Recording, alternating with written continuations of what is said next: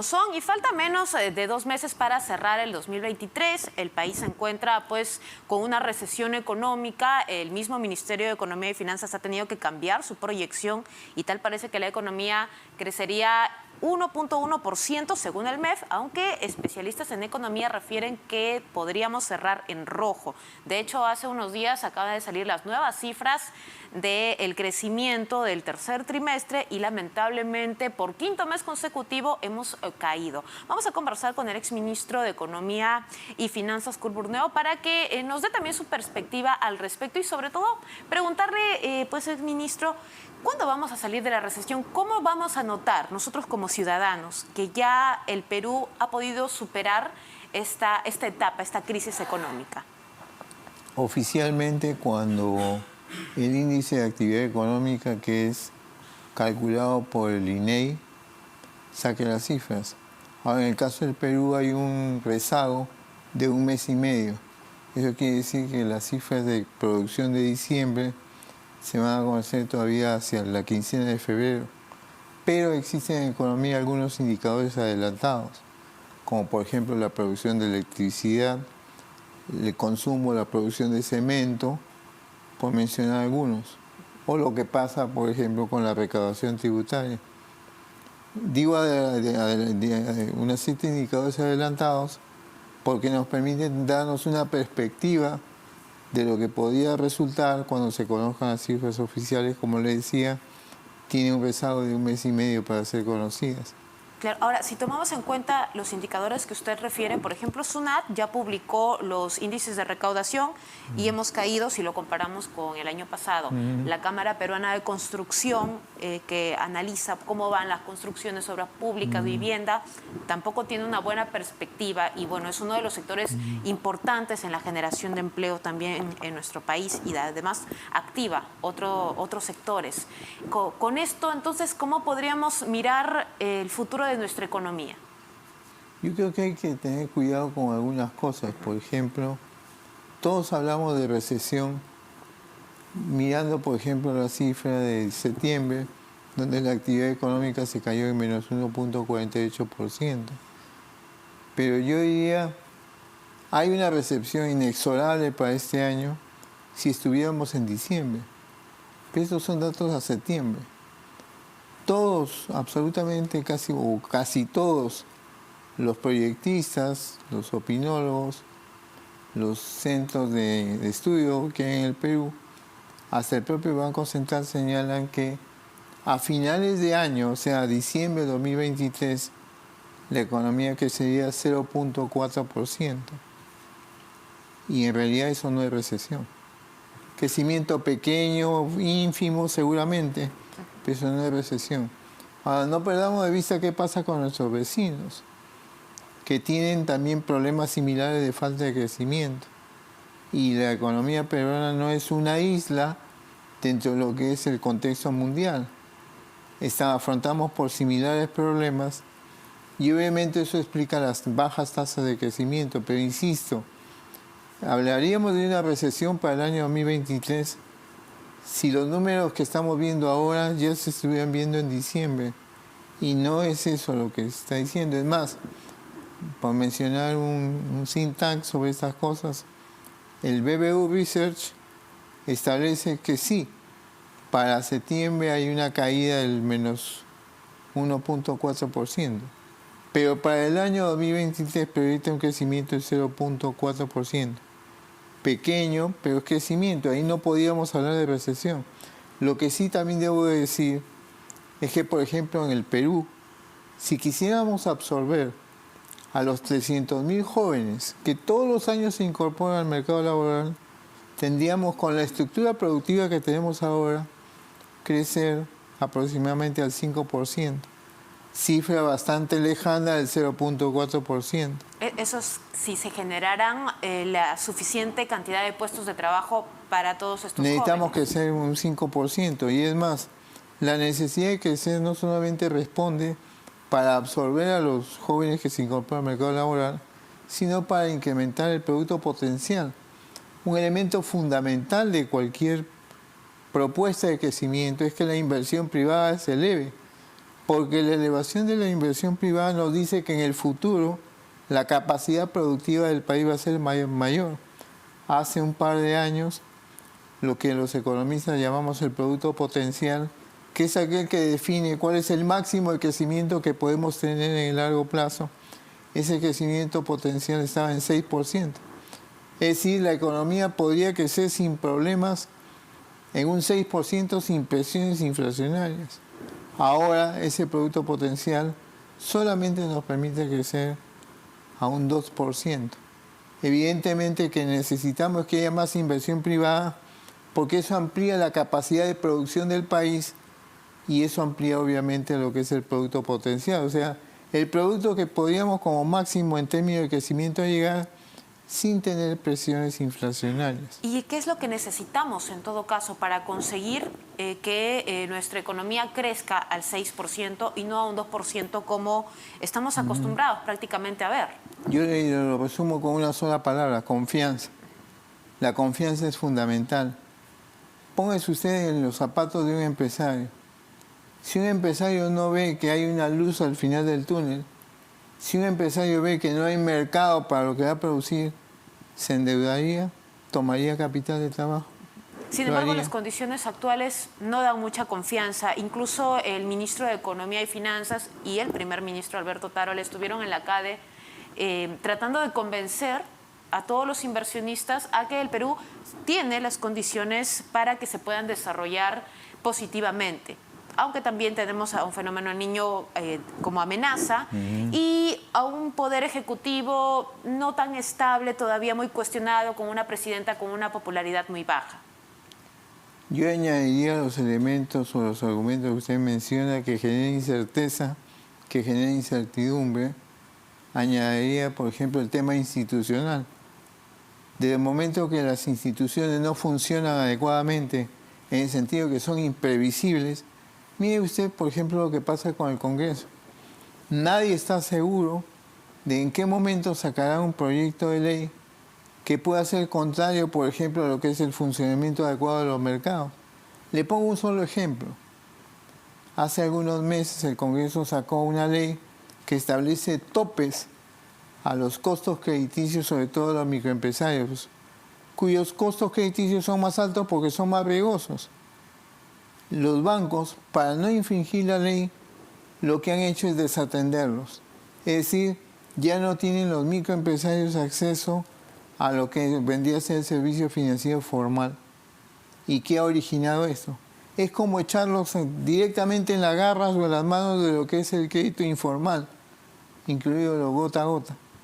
Seguramente la iniciativa legislativa tuvo la mejor intención, pero lamentablemente la economía, o en todo caso los mercados, no se manejan por decreto. Ahora, hablando del Congreso, ahora está buscando un séptimo retiro de los fondos de las AFP, que podrían también debilitar el mercado de acciones, ¿no? Y golpear directamente pues, a este sistema. ¿Qué tanto peso tiene el Parlamento en esta inestabilidad en la que se está viviendo que no contribuye con la confianza del empresariado? La tiene desde el momento en que se propone ese tipo de iniciativas, porque la pregunta importante es cuán previsible es lo que hace el Congreso aquí, ahora y mañana. De momento que no hay previsibilidad, obviamente se genera incertidumbre. No es tan cierto que la incertidumbre viene por los temas ejecutivos, al interior del Ejecutivo, por ejemplo. Eso tiene que ver con instituciones. Y hasta que las instituciones no sean confiables, den ciertos elementos de certidumbre, un inversor lo va a pensar varias veces antes de traer sus recursos al país. ¿Y ahora qué genera más incertidumbre? ¿El trabajo del Ejecutivo o el papel del Congreso? Yo creo que por el lado Ejecutivo están haciendo todo el esfuerzo para que las cosas estén calmas, en el sentido de que haya certidumbre. El problema es institucional. No solamente hablo del Congreso, dicho sea de paso. Hay otras instituciones también que son imprevisibles. Y al serlo, contribuyen a ese ambiente de incertidumbre o inestabilidad que tenemos ahora. Es decir, el tema de la incertidumbre y la inestabilidad no es solamente un tema económico.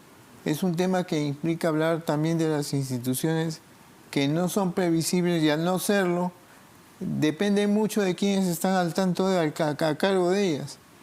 Y aparte del Congreso, ¿qué otras instituciones son las que generan esta incertidumbre? Podríamos mencionar, por ejemplo, lo que se desarrolla a nivel de lo que es el Poder Judicial en algunos casos, donde lo controversial es que no se aplica la ley cuando hay situaciones de flagrancia en términos de delito y la gente se siente desprotegida frente a ello. El caso de la misma policía también. O sea, insisto una vez más, si nosotros queremos certidumbre o confianza en la economía, lamentablemente no es un tema que dependa solamente de variables económicas. Hay otras variables que tienen que ver con el funcionamiento institucional que deben de ser tenidos en cuenta, que duda cabe, ¿no? La inseguridad, en este caso, y aprovechando que usted ha mencionado al Poder Judicial y a la Policía Nacional, ¿cuánto está influyendo para que nuestra economía avance? Vemos microempresarios extorsionados, incluso cierre de empresas debido ya al temor de que la delincuencia los azote.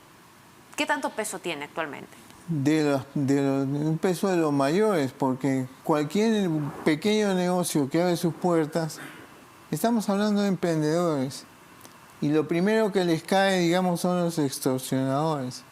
Entonces la pregunta es, ¿de esa manera se promueve la existencia de emprendedores? Las personas pagamos impuestos, y ahí viene el gran tema, por ejemplo, lo que es la conciencia tributaria. Uno paga impuestos y se supone que con eso el Estado financia sus servicios fundamentales. Dar seguridad interna y externa, que no la da. Por ejemplo, dirigir las relaciones internacionales, dirigir la economía, ser un ofertante en última instancia de servicios de salud y educación.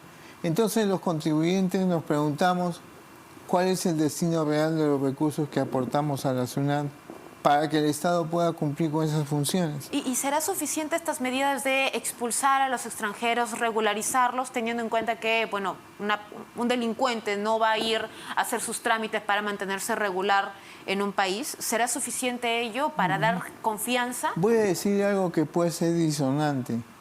El que es delincuente puede delinquir perfectamente con un documento de identidad obtenido legalmente.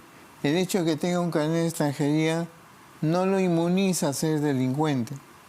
Yo creo que ahí la labor de inteligencia son mucho más importantes y yo creo que es un error pensar que cuanto más personas extranjeras estén registradas legalmente en el país, eso sea un antídoto, una barrera para que delincan. No tiene nada que ver una cosa con la otra. Y la otra cosa es, ¿cuál es la capacidad operativa para poder poner fuera del país a estos indeseables? ¿Qué pasa cuando su país de origen no los acepta? ¿Qué pasa en términos prácticos, en términos operativos? Y esto ya ha pasado antes. Claro. Esto ya ha pasado antes. Yo creo que la ciudadanía recuperará la confianza en sus autoridades en la medida en que vea que son soluciones prácticas y posibles de ser realizadas. Si no, todo queda en el papel y lamentablemente esta situación de inseguridad, de prácticamente estar absolutamente desprovisto de servicios de seguridad por parte de la gente, sobre todo el ciudadano de a pie, es algo que tiende a mantenerse mucho más en el tiempo. Y eso afecta a la economía, claro está, porque lo que está pasando ahora en los barrios, una pequeña bodega, un emprendedor abre una pequeña bodega y al poco tiempo tiene que cerrarla porque sencillamente, económicamente, los ingresos que genera la bodega no da para pagar una, entre comillas, pseudo seguridad. Y si frente a eso no hay una acción efectiva del Estado, como que estamos castigando o dejando inermes a la gente que con mucho esfuerzo desarrolla su propio emprendimiento al no tener un empleo de carácter dependiente, ¿no? Sí. Y a la familia hay que mantenerla y proveer los ingresos todos los días. Así es, señor Borneo. Lo que nos preocupa ahora es el sector agropecuario, que es el que, o gracias a él, tenemos nuestros alimentos en la mesa y que en septiembre han caído y todavía son amenazados con este niño que podría ser fuerte o moderado, aunque también débil. Ya se presentó una pequeña luz de esperanza. ¿Cuánto se comprometería la seguridad alimentaria de los peruanos si es que este sector continúa pues desenvolviéndose a la baja? Yo digo que hay varias cosas. Por ejemplo, el hecho de que el fenómeno del niño sea moderado o leve no garantiza los efectos sobre, en este caso, la actividad agropecuaria, porque la pregunta es ¿cuánto hemos avanzado en cuanto a las labores de prevención Y de frente al niño global? Entonces puede venir un niño leve, pero si los gastos de prevención son pequeños o no han existido, es equivalente a un niño fuerte. Entonces, no es una garantía, insisto, que el fenómeno del niño sea leve. Y la otra cosa es, desde el momento en que se afecta la producción agropecuaria del país, es cierto, una parte va a la exportación, pero la parte mayoritaria va al consumo interno. Entonces, el cuadro que vamos a tener es básicamente de, por el lado de la oferta, una contracción de ella, y esa contracción de la oferta va a significar mayores precios. Esos mayores precios se van a reflejar en la inflación. Por eso que el Banco Central, entiendo que ayer señaló con claridad que si el fenómeno del niño viene fuerte y eso origina un deterioro de infraestructura agrícola y eso origina también una contracción de la oferta de producto agrícola, la inflación va a recrudecer. Y por lo tanto, las alzas en cuanto a las tasas de interés de política monetaria, que son las que maneja el Banco Central, van a volver a elevarse. O sea, no es un tema de que la inflación esté determinada, hay que ver en qué medida el fenómeno del niño que está por venir va a afectar a la oferta y por lo tanto a los precios. Perfecto. Y para cerrar ya, ¿qué se le podría decir a los peruanos actualmente sobre esta coyuntura? Desafortunadamente los peruanos tienen que verse por su propia cuenta y eso explica lo que es el emprendedurismo. Constituirse emprendedores en general de pequeños espacios, pequeños negocios. Yo diría más bien el reclamo debería ser a las autoridades en el sentido de dar cuando menos un mínimo de protección frente a estos emprendimientos que son pequeños. Porque si al final de cuentas, por la contracción de la economía el empleo se contrae, la pregunta es de qué manera van a subsistir o conseguir los medios de subsistencia aquellos que perdieron su puesto de trabajo y no tienen la posibilidad de recuperarlo, sea porque no hay suficiente puesto de trabajo, sea porque no tienen las calificaciones. Al final, me parece que un deber prioritario del Estado ahora es poder cubrir a estos pequeños emprendedores, porque es la forma de poder ganarse honradamente sus ingresos en medio de esta coyuntura que nos afecta a todos en mayor o en menor medida, ¿no? Le agradecemos mucho, exministro, el exministro de Economía, Kurt Burneo, acompañándonos en Las Cosas Como Son.